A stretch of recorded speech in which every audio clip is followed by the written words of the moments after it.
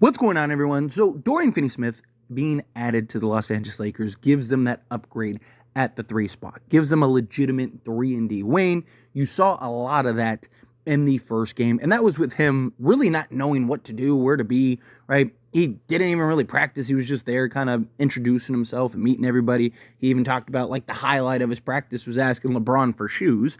And then to go from that to, hey, now you're going to be thrusted into the fire. He only played 20 minutes. 20 minutes is good minutes, but I do expect him to eventually be that, 30-minute-a-game guy, maybe 25 at worst. I've seen people criticize, like, oh, but he only scored 2 points. Well, first off, the first points that he scored were on a hustle play, which is something the Lakers have desperately needed. And 2, he got 2 3-point attempts, in which, yes, he missed them both, but again, he's just getting there. Give him time. This isn't a guy that the Lakers are looking to score 20 a night. This is a guy that the Lakers are looking to chip in, give you 8 to 12 points a game, but be more of that energy defensive stopper, the guy that is versatile that you saw, the guy that's doing the hustle plays, the guy that's doing the dirty work. Lakers desperately need those guys. They haven't had those guys really since, we traded away KCP and let Alex Caruso go.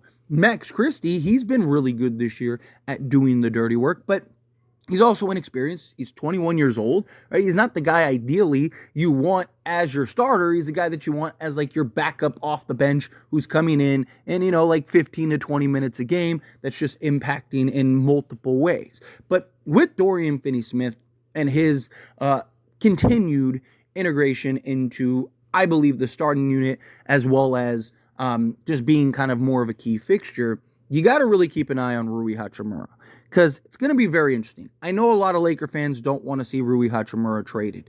The problem is where does Rui slot in?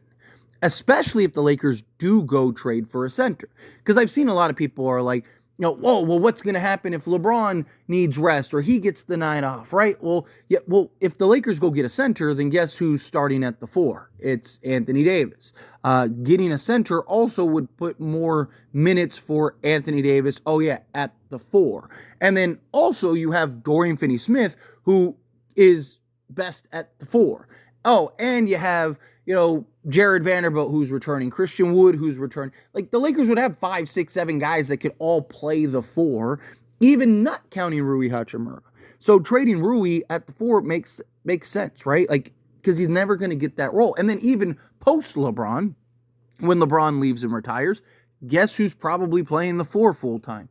Anthony Davis, right? The only reason he's playing the 5 full-time right now is because of LeBron James. So he's not going to really get to play his natural position. And then even at the 3, you have several guys. You have even more guys that are capable of playing the 3. So it's just Rui I see becoming more and more kind of phased out. And, when he's on and he's cooking, he's great, right? Shooting the 3 ball, being able to get to his spots and stuff. But it's the lack of defense is the biggest problem.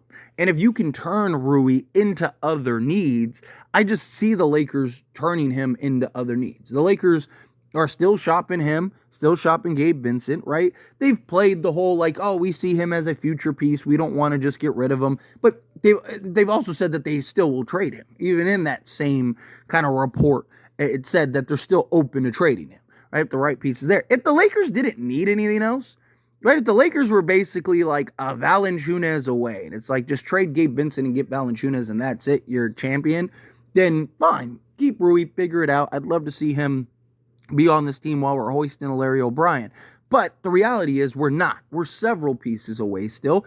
And Rui Hachimura is your best asset in order to go get those pieces, right? Because he is a very good, very capable player that a lot of teams might actually value playing-wise outside of just a contract to dump, right? Like Gabe Vincent, teams aren't really going to value his contract. Teams are just looking at him as just salary filler, and they want the Lakers' picks.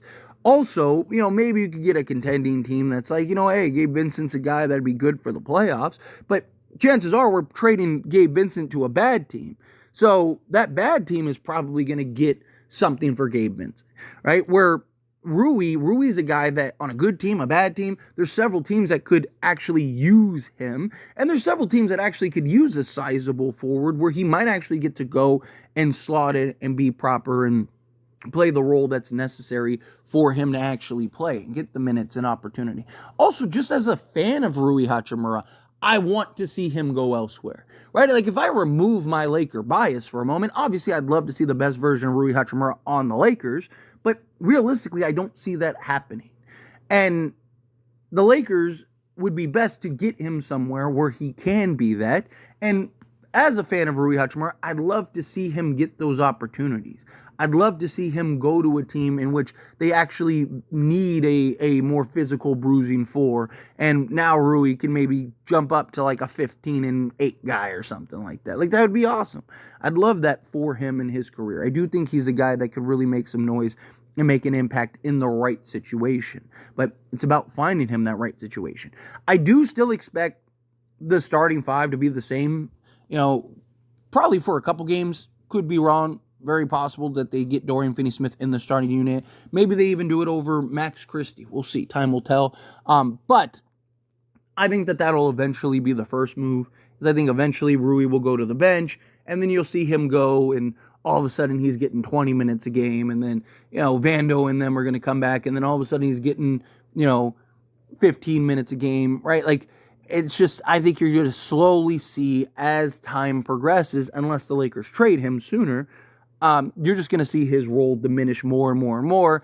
And at $17 million, him playing 15 minutes and giving us 6 points is not what this team needs, right? Especially when he's not this lockdown defensive guy. If he was like Jared Vanderbilt defensively, well, one, he'd probably be our best player, not named LeBron James, Anthony Davis. But secondly, you would see him get the minutes, and he could have that impact outside of the offensive side of things, right? Like Dorian Finney Smith, he scored 2 points, but he was the most impactful Laker, right? Because he was able to defend and play multiple positions and defend multiple positions. We saw him on Donovan Mitchell, and they were doing everything they could to get him off of Donovan Mitchell, right? And then saw him defending Evan Mobley, and then switching out and defending Karis LeVert and all these guys. It's that defensive versatility. You can't have Rui Hachimura do that, right? Like, we've seen him try, and he gets cooked every single time.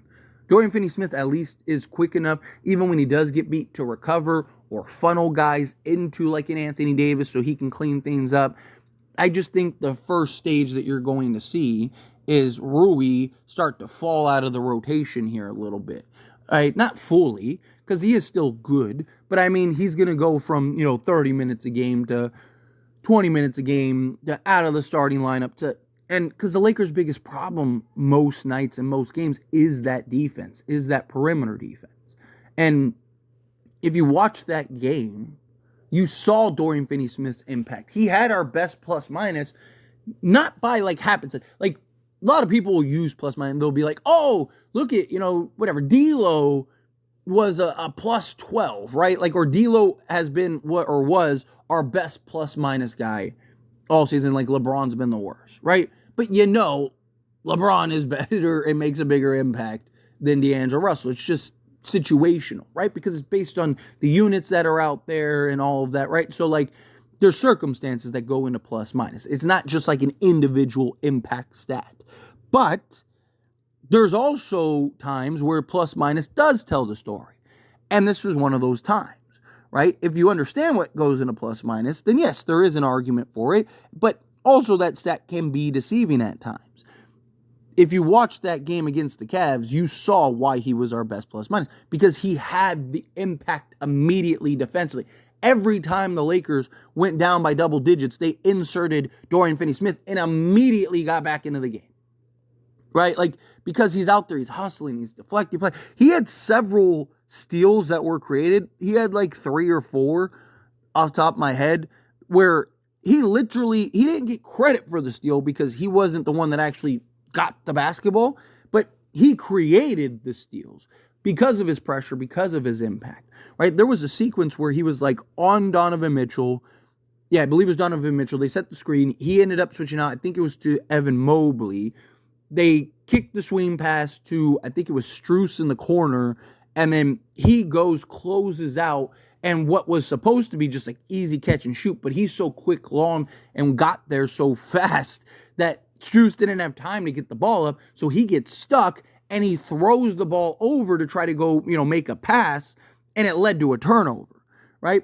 But he doesn't get the credit for it because I think it was Austin Reeves that came away with the ball and ended up going the other direction. There was another play where there was a drive, might have been Evan Mobley again on the drive, and he came as the help defender, slapped at the ball came loose, and then whoever picked it up, might have been Austin Reeves again, picked it up and went the other way. Again, that's another turnover that was created by Dorian Finney Smith. It's those little things like that. You don't get those things from Rui Hachimura. Again, I really like Rui. I wish, he could be a long-term answer for us.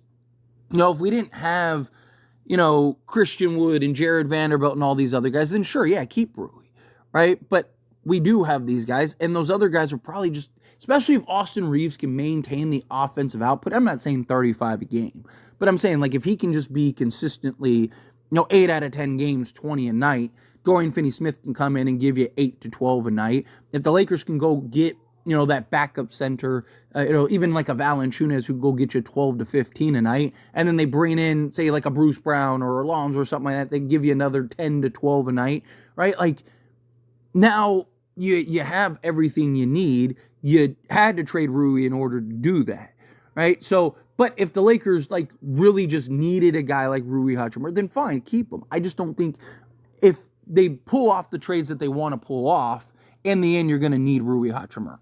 But as always, this is a discussion, and I pass the question on you. Let me know your thoughts and opinions down in the comments below. What do you think? How do you feel? What are your thoughts?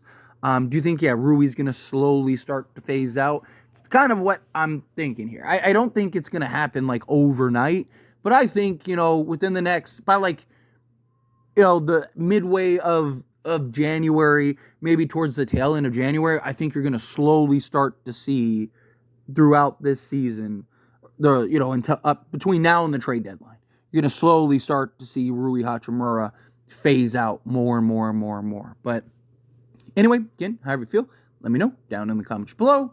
That being said, if you haven't liked this video, hit that like button. Helps me a lot. So we enjoy these types of videos, and I truly appreciate it. Not subscribe channel, hit that subscribe button. Turn on the bell notifications. Appreciate y'all. See you in the next one.